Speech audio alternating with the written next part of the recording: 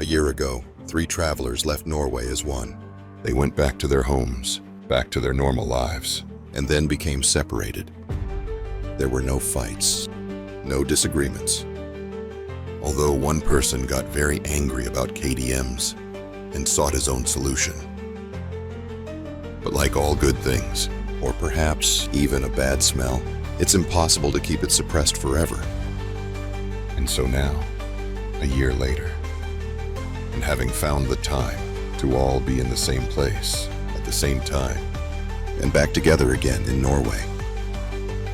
Surely now it's time for In the Pub with Mike Bradbury.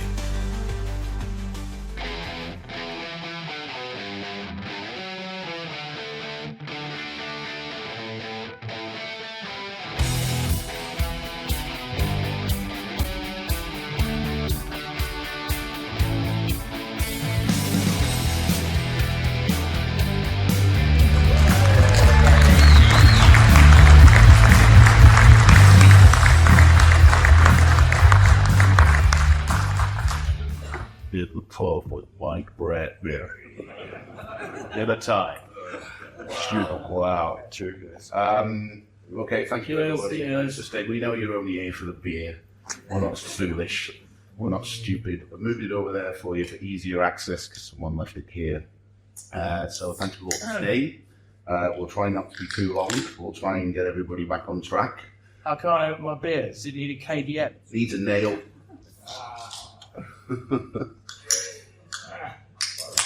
Hey, you. Sorry. No, it's all right. It's all right. It's fine. So, thank you all again for coming. Any hands up? Have you listened to the podcast? We do this every year. Amazing. Wow. Fantastic. Do you not have anything better to do? I know, yeah. I think that's everybody, isn't it? Apart from Brian. Oh, have I listened? Yeah, you've been on it. It's been a while, but it's a privilege to be here drinking beer with you once again. Thank you. Privilege, as ever. Okay, so we've heard quite a lot about HDR today. You're going to hear a little bit more about it now.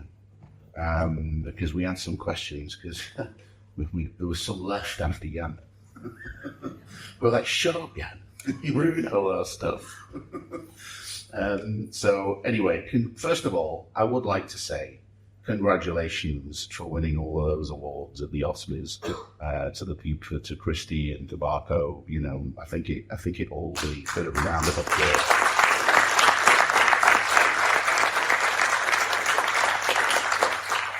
You know, you don't just pull Oscars out your ass. Do you know what I mean? You actually have to. That's disgrace. Some actors and such are all that do, yeah. We worked hard for hours. Did they cost a lot, those Oscars? Did you have to pay anybody off? Well, the tuxedos were pretty expensive. I don't own one, so you have to go after that whole thing. Only down the road from where you live, though, so you... Yeah, the transportation costs were contained. Yeah. That's nice. Good. Anders, I think you brought the private jet, so you were good. Yeah. I'm kidding. You have to remember, I was at other companies in the past, so just look. We love this conference because you actually talk about stuff that matters here.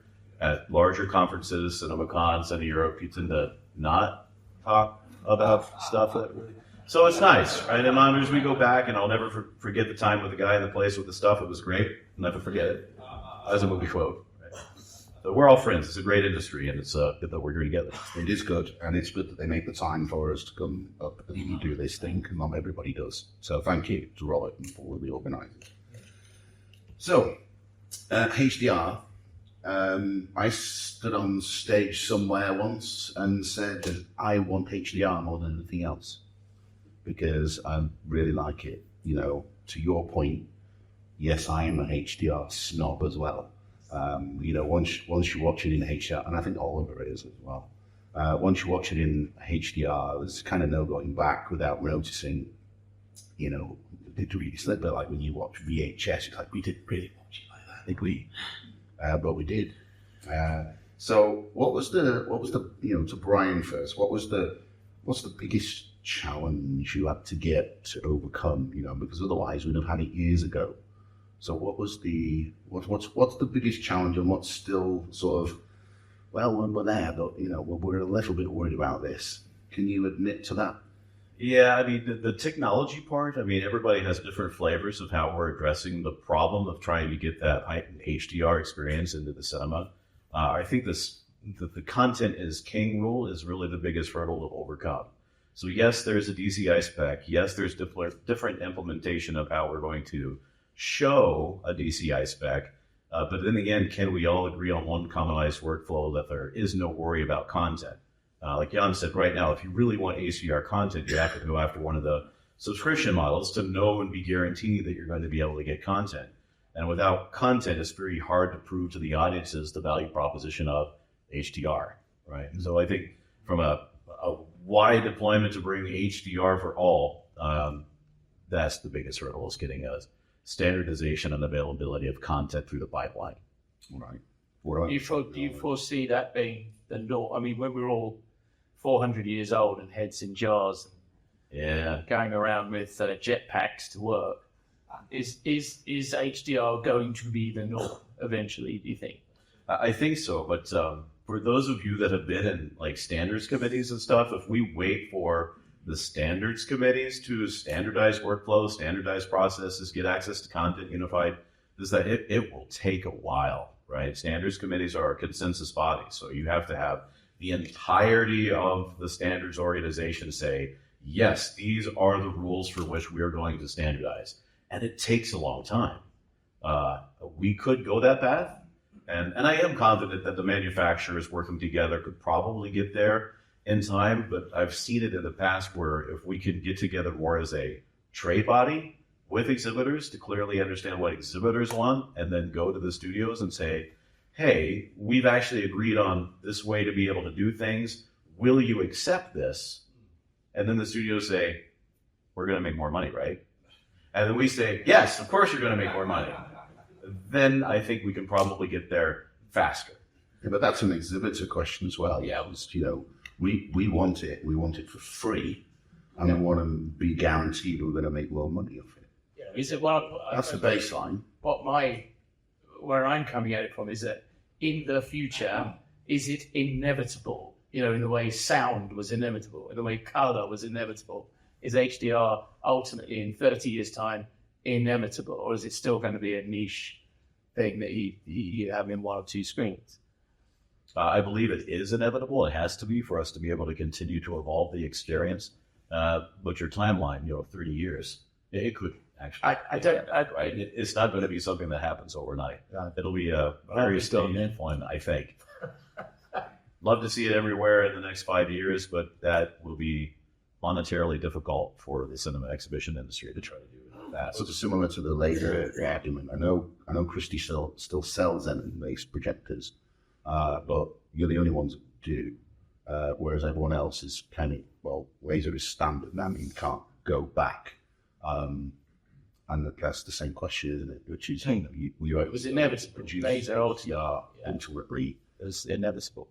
Yeah, and the only reason why we still do Xenon is twofold, right? Remember, guys, we're in a pub. We're not rating in political correctness. We're just letting stuff out.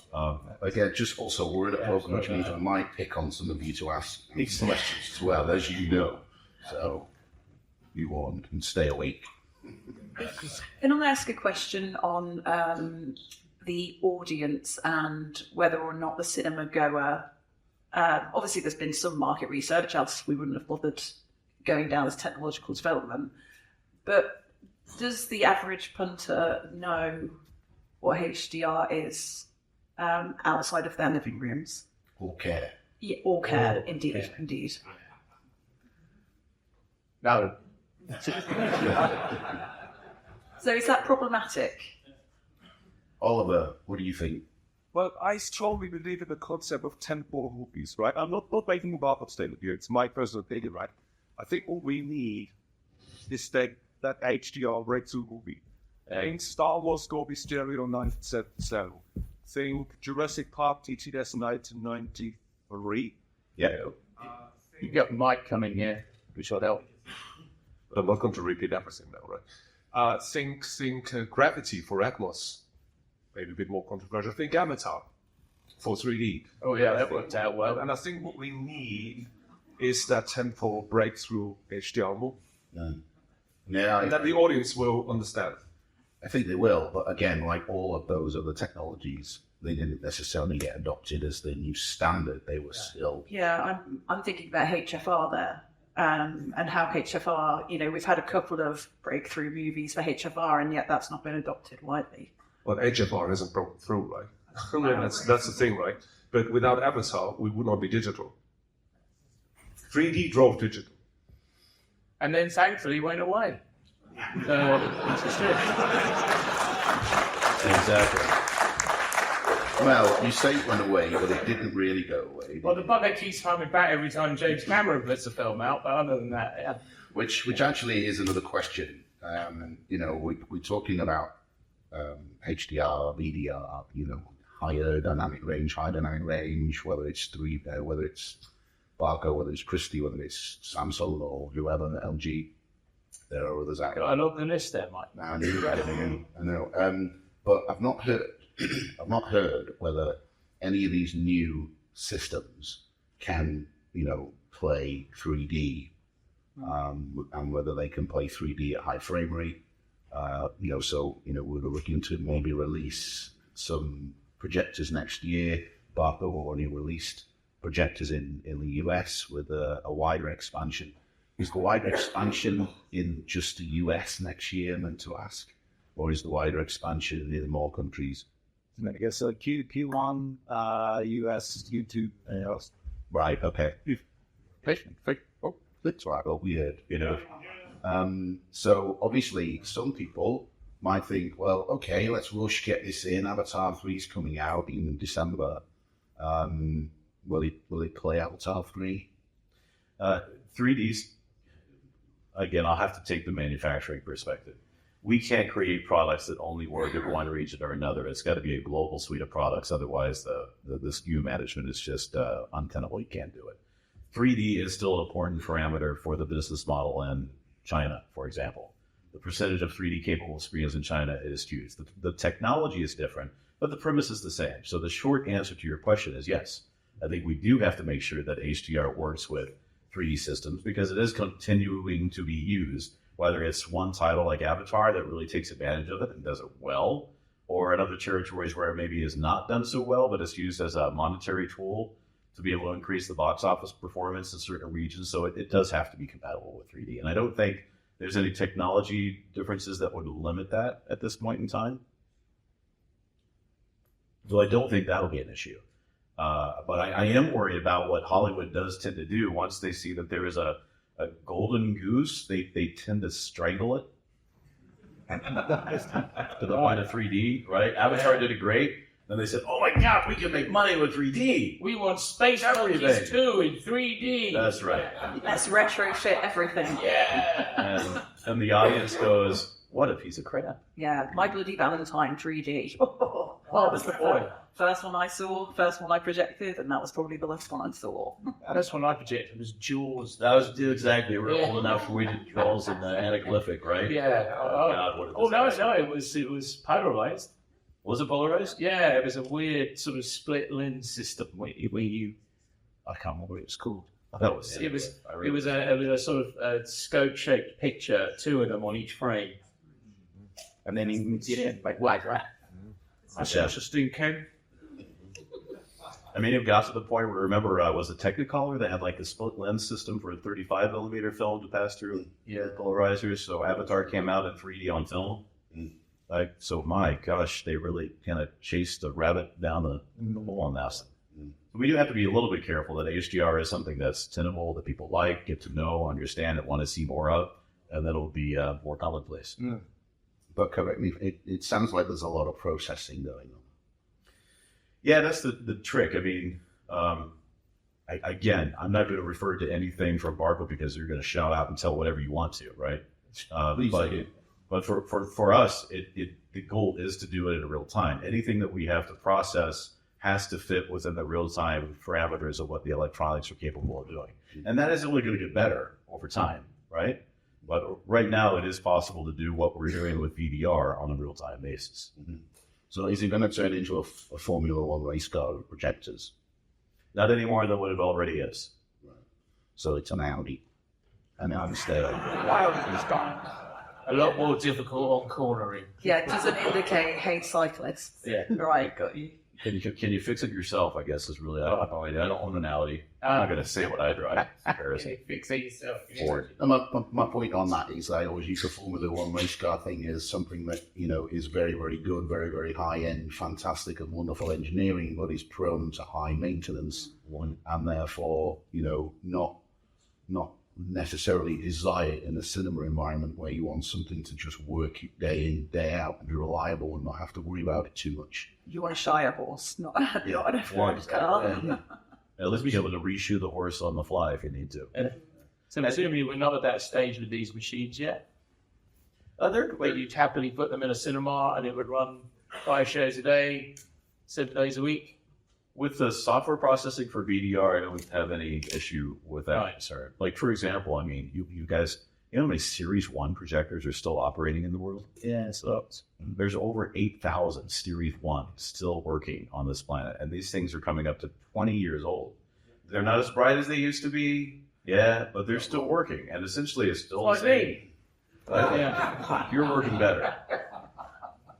And they still work as long as you take care of them, keep them clean. The PC boards and the processing boards they just process their bits. They do what they're told to do. Just keep them cool, keep them clean, and we're happy and well hydrated.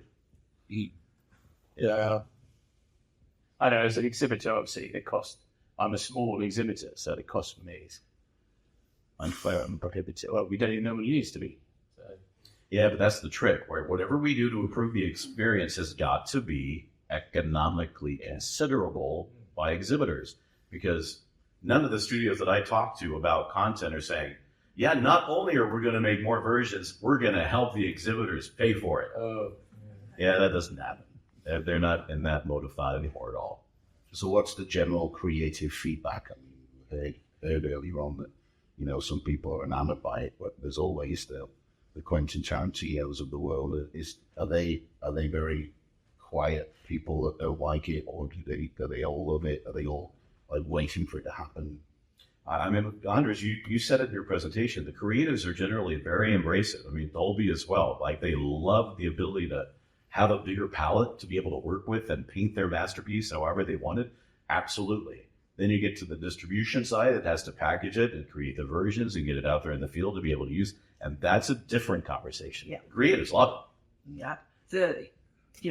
On the distribution side, especially, I think it was mentioned earlier today with basically P&As just drying up, and there's not much budget anymore because of those mid-tier films not, bringing back in the revenue that they used to. So if you've got multiple versions, it's going to cost you a fortune. And almost, we've just repackaged a title with some additional content on the end of it, and just doing that, even though it's done very well theatrically and it's absolutely exceeded expectations in the UK and Ireland, just doing that has added 5 figures. So it's not inconsiderable. What's P&A? Personal advertising. Oh, thank you. I'm a man now. I'm a technology. Yeah. P&A was not the right term there. But yeah, so you have your budget for mastering and right. and localization and distribution, and adding on an extra 5 figures is it's difficult. And obviously, I don't know what the cost would be to repackage HDR, and especially for territories. You say you've got the Scanbox in Scandinavia who need to do 4 different versions, sometimes 5, and that's considerable. It's very considerable. It is very considerable. I mean, again, when I was with the other company, we were doing that beautiful format called Aro, which, Jan, thank you for that. That was a great reference. Appreciate it. The cost of doing is, I think, $30,000 for each version that you try to create. And that was a while back. So, things haven't exactly gotten cheaper. So it's a serious investment every time. But it's sorry, just to add, it's not just about repackaging either. Then you've got to think about distributing it and the cost of electronic sends, depending on the file size. It's all of those little things, and whether or not the site. I don't think you have a problem here in Norway, but certainly some remote sites in the UK, they don't have the bandwidth, so electronic delivery becomes difficult, clunky, and even standard PCPs can take 2 to 3 days to download. and that's a standard PCP. Presumably these are wonking great files, are they? I don't know. The conversion format's not that much different than what we're using in standard ECI. They're a little bit bigger, but not by factors of hundreds, like could be three. Ask us what the should be doing because What's the file size of a HDR DCP? We use JZ. The approximate answer is it's packaged in 450 megabits per second, which It's about twice the size of an so SDR. twice the size. So it's a 12-bit PQ signal. That's how we package our DCPs. SDRs are like 250, so we're twice the bit rate ratio. So little cinema in the Shetland Islands it's going to take a week. You may as well just ship them a drive. Sounds like a great place to watch a movie, though. Horribly nice. Yeah. I'd put up with the sound of sheep outside. I think I'm in there. Do some bad. That's Bad, bad to do. bad film. It was there. I had to take it. But if you've got a 3-hour movie and then you've got a 3D HFR version of it, no, Avatar 3, That was the Shattered Islands. special discount for sheep, then that's going to be a massive file. It's going to be a huge file. It's going to be a big one, you know. No. Have there been any other challenges image-wise when you're projecting standard dynamic range on a higher contrast projector? I remember when I showed a higher contrast projector in one of my cinemas that was literally just take the old one out, put the new one in, let's see what it looked like.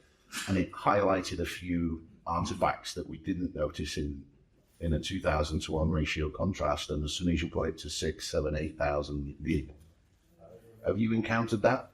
Oh, yeah. I mean, the human eye is more sensitive to contrast and dynamic range than anything else from a quality perspective. And sheep, anyway. Exactly right. Well, African sheep maybe, but European sheep, I don't know. Sorry, Monty Python quote. We're going to do the movie quotes during the theme. So, yeah, because you see more detail. You asked about Xenon earlier and why we still make it. We do a very good business in post-production, and post-production still wants to work with Xenon. And not everywhere, right? There are exceptions. But it's so familiar, it's so smooth, it's so pure that they don't have to change their philosophy of how they work. So we'll get into very deep discussions about metamerism and speckle and this. And I don't want to explain to the guy that's paying $25,000 an hour for this room to get his movie done why this image looked different than that image on the screen that's just around the corner in the different facility. I just got to get the movie done. So can you sell me a Xenon projector? Yeah, sure. You can say it. Even though it's not going to look like that when it gets out in the world. So. It'll still be compatible, but it's eventually when they're used to seeing HDR and laser everywhere, that philosophy will change. But right now, they're yeah. And also, presumably, all of this lovely contrast is immediately buggered up by extraneous lighting in the theatre and all that kind of stuff, isn't it? Just to add one thing to the question about doing SDR content and HDR. So we've had a higher contrast system in Copenhagen using Dual. And every time we do gala premiere on a new Danish movie in that room, they insist on us using only one projector. For the simple fact that it doesn't look right to them.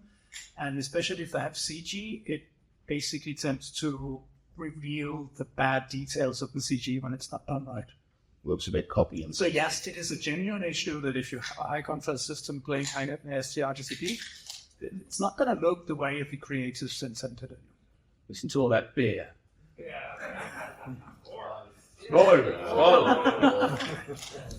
We did have a theory or a thought that we might get everybody who opened the cans at the same time, but you all got to the beer before we said it, so kind of messed that up. If everybody opened it at the same time at Atmos and recorded it, that would sound really cool. Yeah, like that. These visuals at the back. Is that like everyone in China jumped up and down at the same no, it's me. Stupid, I mean. We felt that. So one of the other things we noticed from the high contrast thing on a standard DCP was if you've got a port glass that might be showing an ever so slight double image, that you don't really notice on a 2000 to 1 contrast ratio 2D, and then you put it through a high contrast, it will then show up more. And the same with things like subtitles, which is the reason I rate it, because there's a lot of movies in the Nordics that play subtitles, particularly in 3D as well. That what was a small ghosting image will now turn into a large ghosting image because of this extra contrast, and that's something that we need to consider.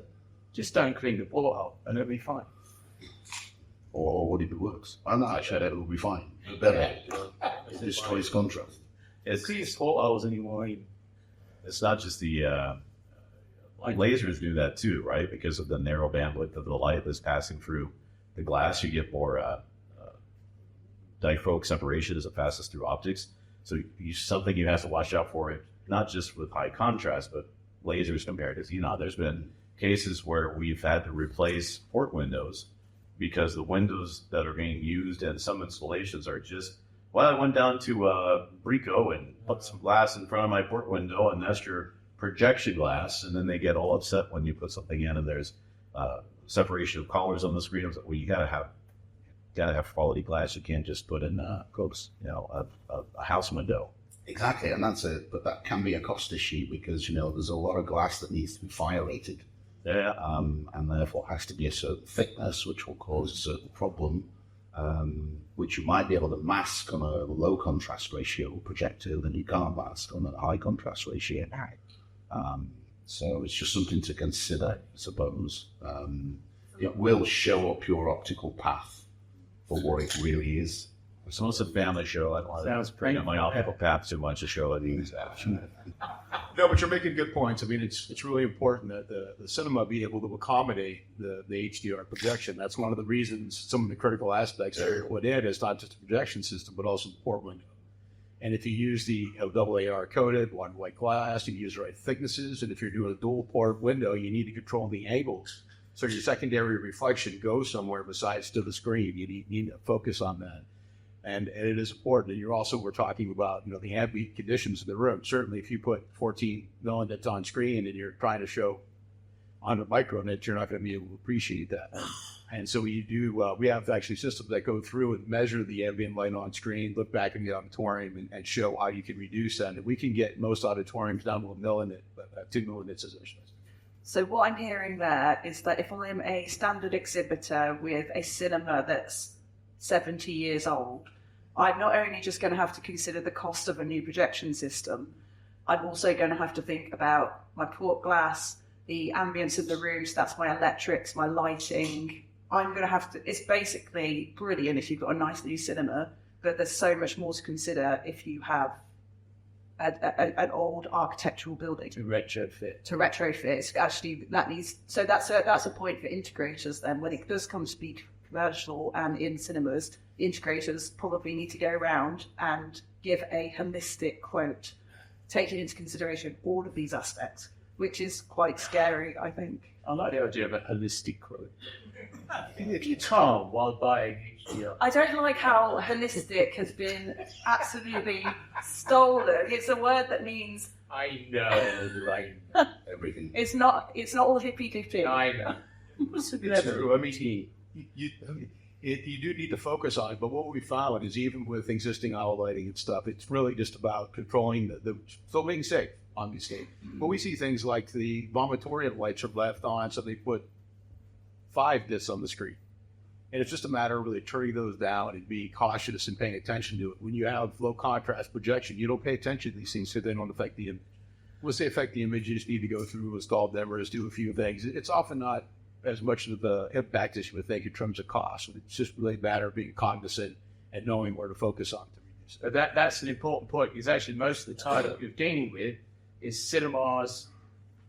You're dealing with a lot of cinemas, and they're run by people who don't want to get sued or get complaints, so they leave the lights on. You might go, don't do that. Well, they're But probably on the ground, they're just pandering to whatever's going on locally. But they're probably not going to be the people that want HDR. No. Well, I mean, because I think we were going to talk about sound levels. That's a similar kind of a thing, isn't it? is that we all want right sound level, and this is how it is, and then Mrs. Fasacity comes out and complains, it's too loud, and they then turn it down and also. Yeah. Well, I do like, the Shakespeare quote where if anything really does go pear-shaped, you do kill the lawyers first. Yeah. Again, we're in the pub. A lot of people are frightened of taking the ambient light level in an auditorium too low, aren't they? As old ladies fall over, or I do after a few beers. So with that, we was kind of segueing into sound. Look at that, it was smooth. Yeah, very smooth. I feel like it's segue us. Before we go, has anybody got anything on HDR you feel hasn't been asked today? Okay, how about? Is there any exceptions that if we don't cover assets out of our own assets? Whoa! That old What? business can take care of HDR before the business. It's a good point. We talk about this a lot as manufacturers, right? The home HDR experience is pretty good. Unfortunately, the sound experience at home sucks. The HDR. What? Your Dolby Atmos soundbar? Are you crazy? I know, right? Come on, God forbid. TikTok. Yeah. All your problems can be solved with a $150 soundbar. Yeah. Yeah. Well, we're in the industry, right? So I'm sure that we're talking to an audience that's a bit different. You have high quality, full range speakers in your home audio environment that your wife loves, or your husband loves, whatever. But most people have, speakers that are 5 centimeters wide, and that's your sound system. Their TV is great, but their sound, you can't hear an explosion from a whisper from a chicken from a sheep. Apparently we all do, except Miriam, who still believes in mono. I believe. Academy mono, yes. So, Brilliant. yeah, good story told me last night. We should start a campaign to bring back mono. What could it go cost? Cost. Yeah. On my phone. Speak for yourself, mine's Atmos.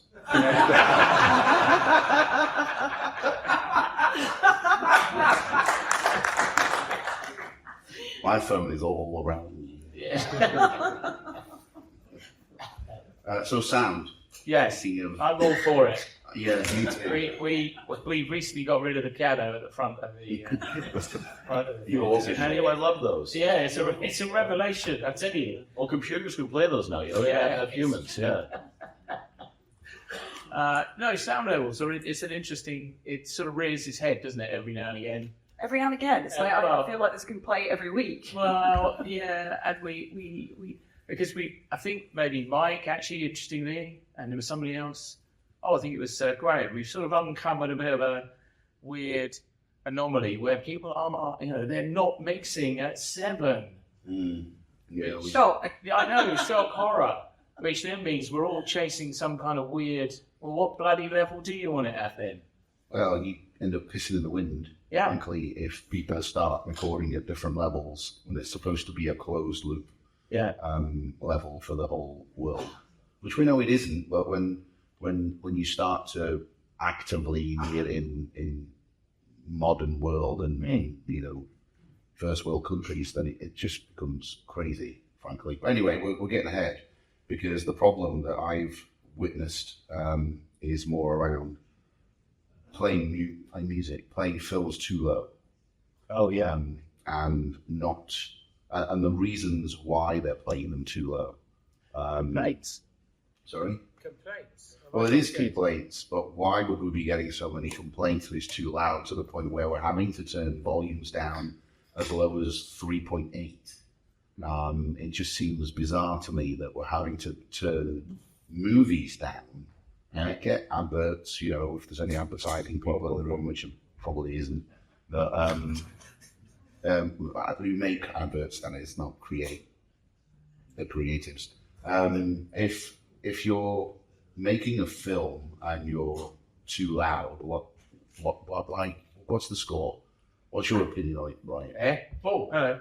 So, I mean, ISO 2969 exists for a reason, right? It's designed to be able to make the workflows that everybody is mixing to these levels, including Atmos soundtracks, right? There are standards for this. Where I think we've always struggled as an industry, and I don't know who runs this auditorium, but if you look around, the surround speakers on the sidewalls of this thing are from like 1992, I think. Oof. And that was in the area of AC3 digital sound that was at 384 kilobits per second, right? The dynamic range that existed in soundtracks back then and dynamic range that exists now are a bit different. And just like contrast, right? The human eye is very sensitive to contrast. The human ear is very, very sensitive to distortion. You may not recognize it when you hear it, but the human ear hates distortion. And when it hears it, it thinks it's too loud, right? But we've done a lot of experience. The industry has done tons of research on this. Dolby's done tons of research on this. If you have a room set up with the appropriate amount of headroom, and you play back a soundtrack that was mixed on a stage that was also set up in accordance with ISO 2969 with the 20 dB headroom in all channels, it is a tremendously different experience. It's exactly what I say to the customers. Very good. Yeah. Like the sterile in the sound. We just tell them to piss off. And I get the same response, Kevin. You're absolutely right. We do. It's the reason why though. And so it's like talk to them, they don't care. It's too loud. Yeah. And then you end up getting turned down, and before you know it, everything's turned down to the lowest common denominator, so you don't get any. Well, yeah, and it's not what. So, in my experience, limited as it is that if it's not monitored by somebody who cares and knows, because I've just taken a theatre and I discovered they're running everything on 4 because they had a complaint a couple of times. Adverts, trailers, and It just all goes down to a mulch. crikey. And I said, you are running, that has been switched on, is it? And I've had to, I end up having to prescribe, right, you got to run this on this and this on this. And I'm slowly introducing the concept of them going in and having a listen to it. So it's just been quite alien. I'm kind of curious though. I don't know if there's been, is there any research that is based upon how many people ask you to turn down an Atmos soundtrack versus a normal 5.1 soundtrack? I'm just kind of curious. Atmos, I have no idea. Because Atmos rooms do, by their very nature, have a tremendous amount of headroom in them. So that I don't know. Does anybody guys? Kind of curious. No, but they probably, an Atmos room probably does get a little bit more attention from an engineer than a normal room, maybe. Yeah. I also think if people are going to see something in Atmos, they're probably happier for it to be on the louder side anyway. Same with targeted, I would imagine P&A help. Yeah, but that's, I think, largely because, again, I have no evidence, but it is older people that put it up. It really is. No, Aaron finds it different. It is older people, but it's not just older people. We also get we get parents complaining that children are finding it too loud and they're watching films like this. Yeah. And it's not just, it's also about the mixes. It's not about how well you manage your system. It's about the mixes. A lot of mixes are too aggressive for the audience. It's a big issue. We may like it, but the audience doesn't. Mm-hmm. Yeah, and so, anybody in the room that would understand why that would be, why sound mixers pushing the envelope. Well, as I understood it, sorry, I'm busting into the room. When I've spoken to sound engineers, and part of it is explained by, and this is again not definitive, is that if you're living with a soundtrack for a year and you're mixing it, you hear what's being said. You know what's being said. That's true. So things tend to get pushed up a bit, and all that kind of stuff. You could probably turn the sound off, and the sound department would be able to hear what was being said because it's so familiar to them. Sound mixer with the last name Pavlov or something. Yeah. But in a way, perhaps what it is the last mix to be monitored by somebody who's never heard it before. I don't know. Yeah, just to make you know, I'm David Pope. I'm also one of those CTC reprobates over there, and we've got a session on this tomorrow where we're going to go into this sure. Yeah. much more detail. Well, you needn't bother coming tomorrow. I think you could go on talking about it for the rest of the evening. Anyway, but probably will. I think the important thing, and you've already mentioned it, is that it's the importance of having a standard, and the reference is mixed to Dolby 7, and if everything lines up, then it should be giving you a great experience in the cinema. So if it's all worked out on the sound stage and they're happy with it there, then it should be right in the cinema. I think Brian made a very important point there, is that the ear is very tuned to distortion. And I think that if you're getting a cinema that keeps asking for stuff to be turned down, then it is certainly worth looking further into it.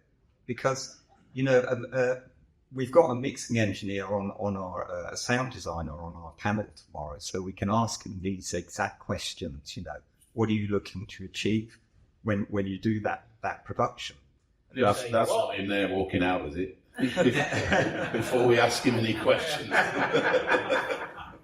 So yeah, I mean, that, like I say, I think we can discuss it at length here, but I think we should leave some for tomorrow. David, otherwise I won't have a session. Can I ask? I can go home early. I was like that earlier on when Jan was telling about all the things about HDR. I don't know whether you'll speak about it tomorrow, so maybe it's just a quick yes or no. But obviously, you work with event cinema, and event audio is always complained about. So, are you going to talk about that tomorrow? I can mention that. Okay. Yeah, because it's like because there'll be an audience questions session. Oh, right, I'll be there. And if I forget, you can remind me. I will. Yeah, for I was sure. definitely going to talk about it now because we've just talked about everything else. Yeah. Yeah. So where do we fix that? I mean, if everybody goes out and buys beefy amplifiers and has their system set up properly, this problem would go away. Yeah, but the thing, no, but not. It won't help. But the thing is, I think the problem is so widespread that the fix is a gargantuan task because you don't know where the problem could be, because it could be different problem depending on the auditorium, depending on cinema. Yeah, it could be that your speakers. Could be that your speakers were not specified properly in the first place. They could be not specified properly in the first place years and years ago, so they're even less capable of giving you the right sound. And people might be turning the volume down in order to stop distortion, because if you get to playing at level 7 or 6.5, then they're shaking off the walls. It could be that the EQ is just wrong. It could be that you've changed the acoustics and not re-EQ'd. There's loads of things that you could do. And then you could do all that and then find out that it was actually the sound mixer in the first place that had just decided to record it louder because he wanted his to be more impacting than others. Or, as somebody mentioned to me in the National Film and Television School a couple of weeks ago, there was a student there that came up to me and said, I've been told that I need to record them louder because cinemas are turning down. Oh my gosh. This is what happens with adverts, isn't it? And when that starts happening, you're just losing the battle. Nobody's winning. Now, well, mix in the red. Free for all. Mix in the red, please. Mix in the red. Yeah. But yeah, we've been doing this for a while, right? You look around the room and we're all getting older. There's some younger faces, but we're getting up there, right, guys? And I've been doing projections since I was 15, which was a long time ago. And it's the same complaints back then as they are today with sound. So it hasn't really fundamentally changed. So what is it that we have to do that's different to stop that problem from happening? We've been talking about it for 40 years, and it's still an issue. And I blame Jan. Sorry, you were nodding, and you've caught my eyes. Are we getting the wind up here? Get better customers. or if you've got an idea what you're thinking there, Graham, I don't know what it is. So we say we don't need to spend money on projectors, we need to spend it on upgrading all of our speakers and amplifying. We just need to make everything right. I mean, this kind of comes back to a theme we always come back to, is that if you get the basics right, everything else will follow. But how you get out and do that for everybody, I do not know. Well, maybe if the studios did a VPF for projection, they can have a VPF for sound. Oh, no. Okay, bad. No. Don't know how it would save the money, but So just a quick show of hands to think who thinks movies are too loud. What? One person, that's brave. Very Well good. done. We respect that bravery. Way to be out there. We salute you. Anybody thinks that they're too quiet? More. Are you asking movies or presentation? Movies. Okay, to Jan's point, what about the pre-show? Trailers, adverts. Too loud. Are they Always too have to loud? watch that. Yeah, it was too loud. You have to watch that really closely. I'm on a mission to try and get Jan to put his hand up. But that's a presentation. That's not down to What Well, about no, ads are definitely. Yeah, it's the same on TV. Definitely. It's the same on telly. They're mastered loudly Yeah. to get your attention. Yeah.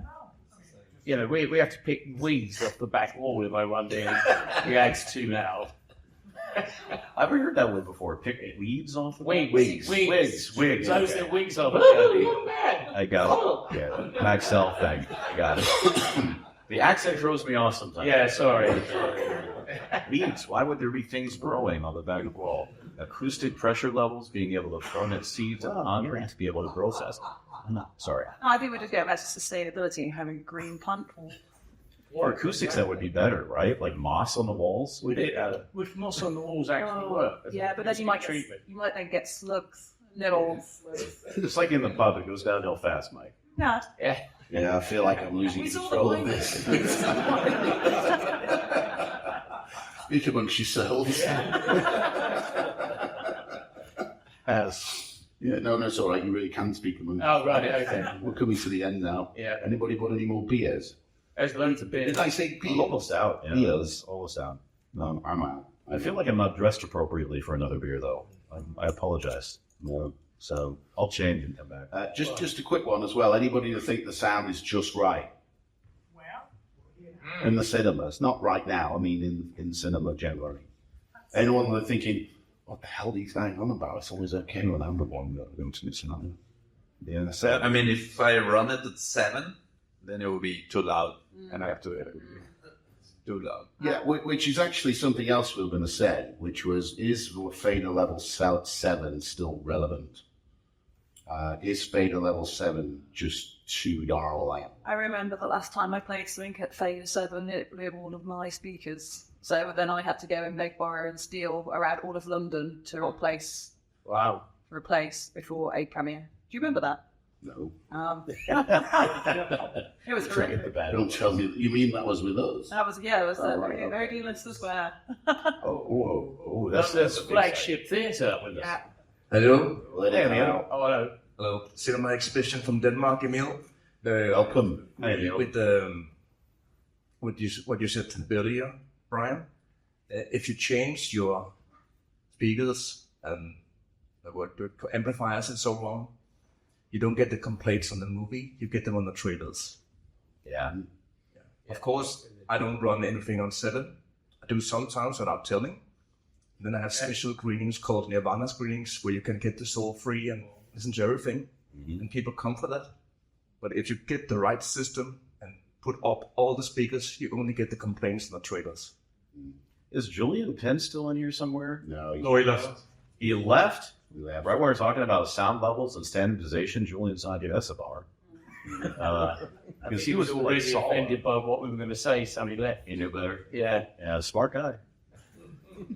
The last time I got a complaint about the sound level was on a movie that I liked the sound on, it was Tenet. Oh, yeah, well, you couldn't hear that, could you? The infamous Chris Nolan dialogue channel was like TVB lower than everything else. Yeah. That Batman one, you know. That was you? I didn't know that. I know. Oh my God. It was terrifying. Wow. Okay, so we have to wrap it up because Robert's giving me the eyes and he's a big guy. I ain't arguing with him. So, thank you all very much. Massive appreciation to Toni. Really appreciate what you've done. Thank you very much.